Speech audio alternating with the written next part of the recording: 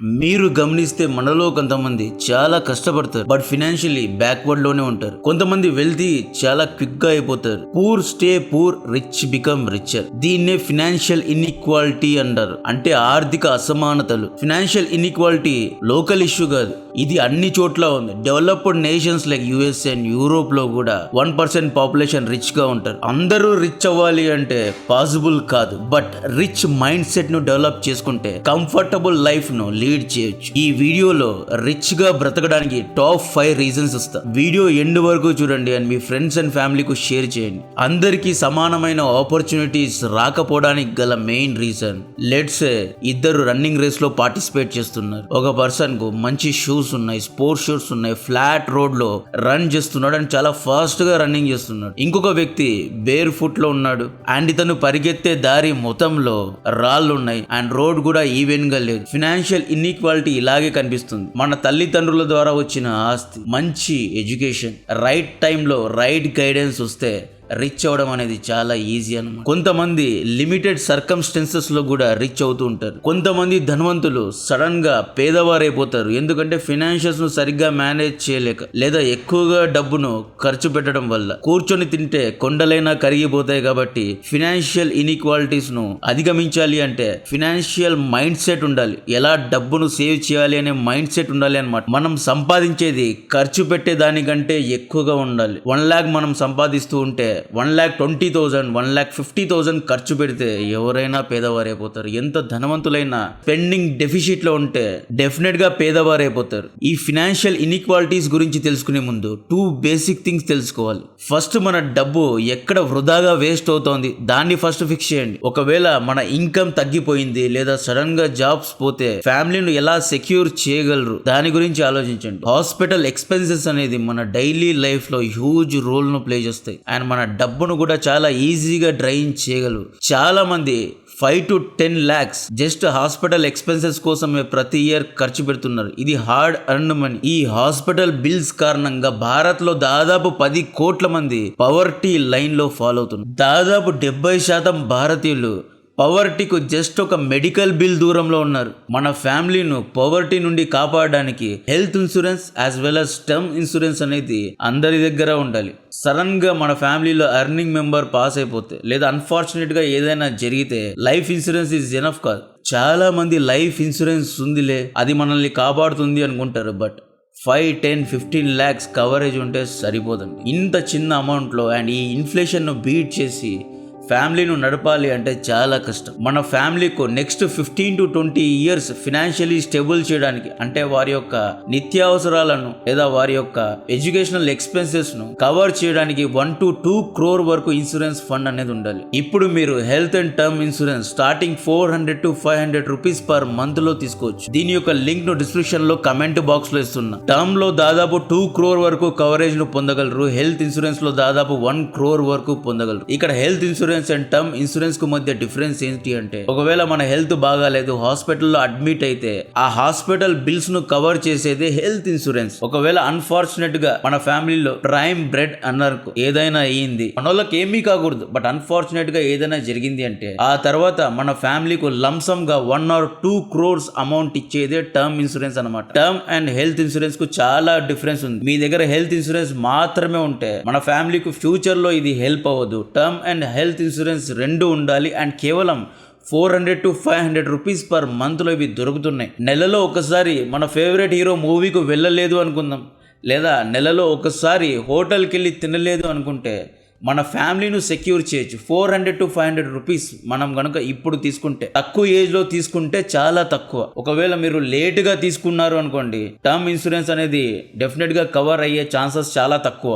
Health insurance లో కూడా premium అనేది చాలా ఉంటుంది. 400 to 500 rupees ఉండదు, 5, 6, 7 వేలు ఉంటాయి. ఒకవేళ ప్రీ ఎగ్జిస్టింగ్ డిసీజెస్ ఉన్నాయి అనుకోండి, ప్రీమియం అనేది 10,000 కంటే చాలా ఎక్కువ ఉంటుంది. సో ఈ విధంగా తక్కువ ఏజ్ లోనే టర్మ్ అండ్ హెల్త్ ఇన్సూరెన్స్ రెండింటినీ తీసుకోండి. దీని యొక్క QR కోడ్ ను కింద ఇస్తున్నా, స్కాన్ చేసి అన్ని వివరాలు తెలుసుకోండి, కంపేర్ చేయండి, ఆ తర్వాతే తీసుకోవడానికి ట్రై చేయండి. మన ఎన్ఆర్ఐ మిత్రులు కూడా ఇదే లోయర్ ప్రైస్ లో టర్మ్ అండ్ హెల్త్ ఇన్సూరెన్స్ ను తీసుకోగలరు. Second financial technique, money makes money. మన దగ్గర డబ్బులు వస్తే చాలు, ఎక్కడ ఖర్చు పెట్టాలి అని చూస్తూ ఉంటాం. డబ్బులు రావడం అనేది అసెట్స్, ఖర్చు పెట్టడం అనేది లయబిలిటీస్ అన్నమాట. రాబర్ట్ కియోసకి గారి rich dad poor dad book లో ఏముంటుంది అంటే, వెల్తీ పీపుల్ డబ్బును వాడి డబ్బు ద్వారానే డబ్బును సంపాదిస్తారు. Common people work for money, rich make money work for them. Rich person richer గా ఉండడానికి కారణం ఇతను తన ఇన్కమ్ తో అసెట్స్ ను కొంటాడు. పూర్ పర్సన్ పూర్ గానే ఉండడానికి కారణం ఏంటి అంటే, ఇతను తన సంపాదనతో లియబిలిటీస్ ను కొంటాడు, లైక్ కార్లను కొంటాడు, బైక్స్ ను కొంటాడు, దాని యొక్క లోన్స్ కట్టి డబ్బులను వృధా చేసుకుంటాడు. ఇక్కడ మీకు ఇష్టమైన కార్ బైక్ కొనొద్దు అని నేను చెప్పడం లేదు, మీ ఆదాయానికి తగినట్లు కొనండి. 30 లక్షలు 40 లక్షల కార్ కొని దాని యొక్క ఈఎంఐ ను కట్టుకుంటూ పోతే, కార్ అనేది ఒక లియబిలిటీ అంటే డిప్రిషియేషన్ అసెట్ అన్నమాట. దాన్ని కొన్నారు అనుకోండి, డెఫినెట్గా మన డబ్బులు వృధా అవుతాయి. 20 to 30% డౌన్ పేమెంట్ కట్టడానికి మన దగ్గర డబ్బులు ఉంటే మాత్రమే కారు కోసం డబ్బులను ఇన్వెస్ట్ చేయాలని. కార్ పై డబ్బులు పెట్టడం అనేది ఇన్వెస్ట్మెంట్ కాదు. సో ఈ విధంగా రిచర్ అండ్ పూర్కు డిఫరెన్స్ ఏంటో తెలుసా?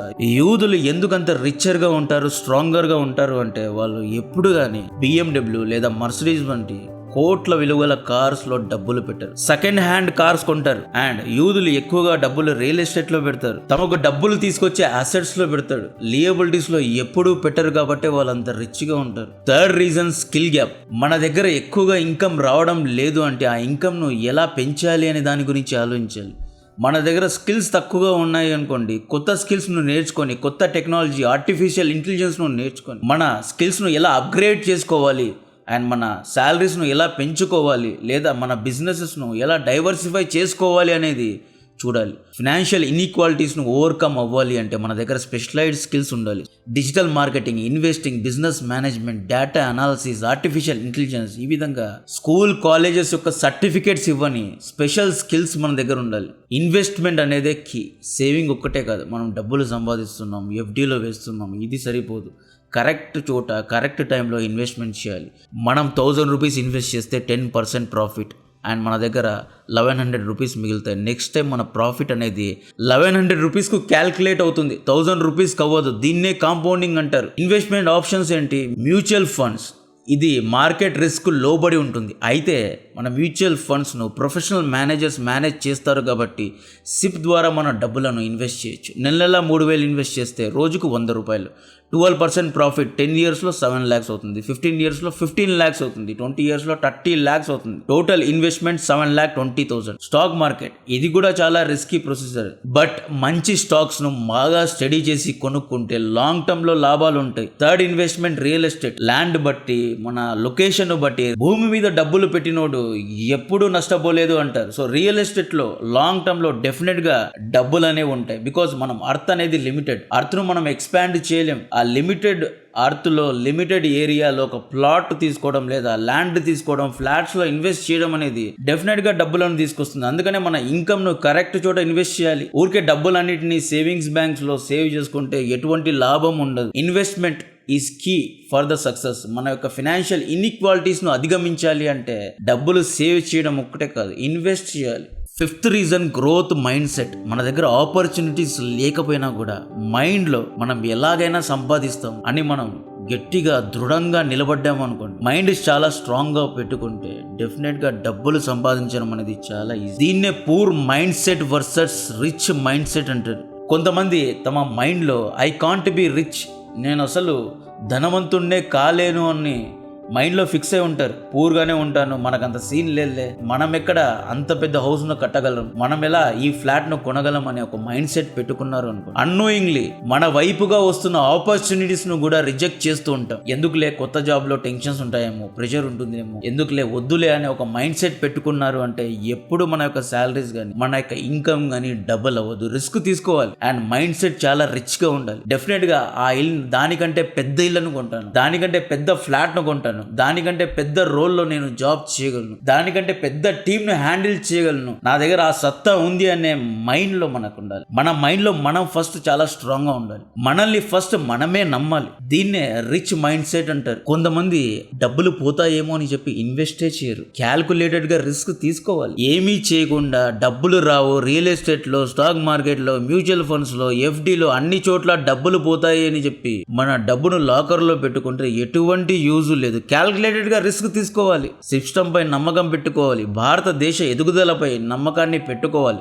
కొన్ని సార్లు వ్యాపారాల్లో, స్టాక్ మార్కెట్ లో, రియల్ ఎస్టేట్ లో సెట్ బ్యాక్స్ వస్తాయి. దాన్ని లెసన్స్ గా తీసుకోవాలి. ఆ తప్పులను సరిదిద్దుకోవాలి, ముందుకెళ్తూ ఉండాలి. Financial literacy. సిస్టమ్ ను ఎప్పుడూ బ్లేమ్ చేయకుండా, మా దగ్గర డబ్బులు లేకపోవడానికి కారణం సిస్టమ్, ప్రభుత్వ పథకాలు సరిగ్గా లేవు, ఎడ్యుకేషనల్ సిస్టమ్ సరిగ్గా లేదు, అన్నిటికీ ప్రభుత్వమే చేంజ్ చేయాలని ఎప్పటికీ వెయిట్ చేయి. గ్రో అవ్వాలి అంటే రిచ్ మైండ్ సెట్తో ముందుకెళ్తూ ఉండాలి. మనల్ని మనం బ్లేమ్ చేసుకోవాలి అండ్ మనం ఎంత స్ట్రాంగ్గా ఉంటే అంత స్ట్రాంగ్గా నిలబడుతుంది. Rich dad poor dad, the psychology of money, ఈ 2 బుక్స్ను రికమెండ్ చేస్తున్నా. ఈ బుక్స్ను చదివితే రిచ్ ఎలా అవ్వాలి, రిచ్ మ్యాన్ మైండ్ సెట్ ఎలా పెట్టుకోవాలి, ఎలా ఏది ఆలోచించకుండా ముందుకెళ్ళాలి, ఎలా క్యాల్కులేటెడ్గా రిస్క్ తీసుకోవాలి, ఫెయిల్యూర్స్ నుండి ఎలా నేర్చుకోవాలి అనే విషయాలను ఈ బుక్స్లో నేర్పించారు. ఫైనలీ రిచ్ పర్సన్ ఎవరో తెలుసా? ఎవరి దగ్గర అయితే ఎక్కువగా డబ్బులు ఉంటాయో వాడు రిచ్ పర్సన్ కాదు. డబ్బు గురించిన అండర్స్టాండింగ్ ఉన్నవాడే రిచ్. పెద్దవాళ్ళు ఏమంటారు అంటే ఖర్చు పెట్టడం తెలిసినోడే సంపాదించడం తెలుసుకోగలడు. అంటే మన డబ్బులో 5-10% మన కోసం, మన హెల్త్ కోసం, మన ఎంటర్టైన్మెంట్ కోసం కూడా ఖర్చు పెట్టాలి. మనీను అండర్స్టాండ్ చేసుకోవాలి. టర్మ్ ఇన్సూరెన్స్ లో అప్ టు 15% వరకు డిస్కౌంట్స్ ఉన్నాయి. హెల్త్ ఇన్సూరెన్స్ లో అప్ టు 25% వరకు డిస్కౌంట్స్ ఉన్నాయి. లింక్ డిస్క్రిప్షన్ లో కమెంట్ బాక్స్ లో ఇస్తున్నా. QR కోడ్ ను స్కాన్ చేయండి. ఏజెంట్స్ తో మాట్లాడండి. దీని గురించి ఫుల్ గా అర్థం చేసుకోండి. డెఫినెట్ గా తక్కువ ఏజ్ లోనే ఇందులో ఇన్వెస్ట్ చేయడానికి ట్రై చేయండి. ఛానల్ ను సబ్స్క్రైబ్ చేసి అందరికీ షేర్ చేయండి. జై హింద్.